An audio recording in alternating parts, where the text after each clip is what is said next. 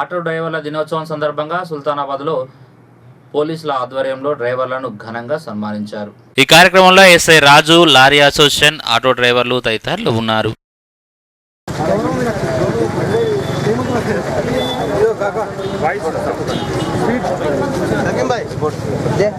Police తరఫున కానీ కొన్ని ఇబ్బంది ఉంటే కంపల్సరీ కూడా మీరు మీ యూనియన్ తరఫున ఒక లిస్ట్ అవుట్ చేసుకోండి.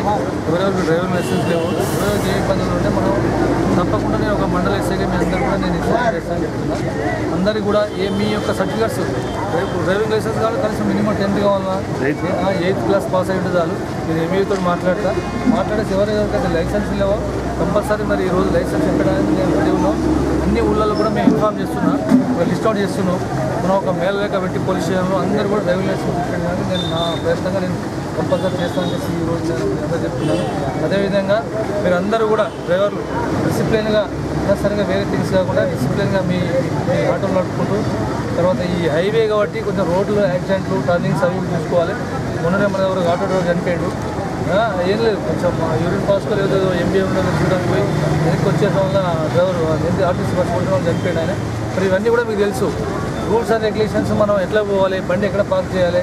నేను ఇప్పుడు మీరు ఆటో ఆపడం వల్ల ఎంతవరకు ఆర్టీసీ బస్ అవుతుంది, దానివల్ల ట్రాక్టర్ అవుతుంది, దానివల్ల ఇంకా వచ్చేయన్నీ కూడా యాక్సిడెంట్లు అవుతాయి.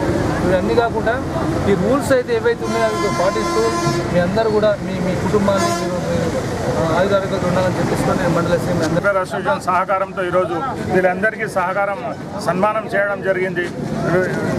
ఒక రాత్రనగా పగలనగా ఆటోలు నడుపుకుంటూ తమ కుటుంబాలను పోషించుకున్న వారు వీళ్ళందరూ దళిత పేద ముస్లిం కుటుంబాలకు చెందిన వాళ్ళే ఉన్నారు.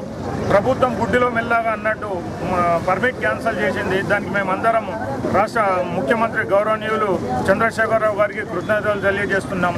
అలాగే ఈ సందర్భంగా ఈ ఆటోలు నడిపే వాళ్ళందరికీ దారిద్ర్య రేఖ దిగువ కింద ఉన్న వాళ్ళని చెంది వీళ్ళందరికీ డబుల్ బెడ్రూమ్లు అలాగే మరియు కార్మిక శాఖ తరపు నుంచి వచ్చే అన్ని రకాల అలవెన్స్లు వీళ్ళందరికీ వర్తింపజేయాలని ఈ సందర్భంగా తెలియజేస్తున్నాం.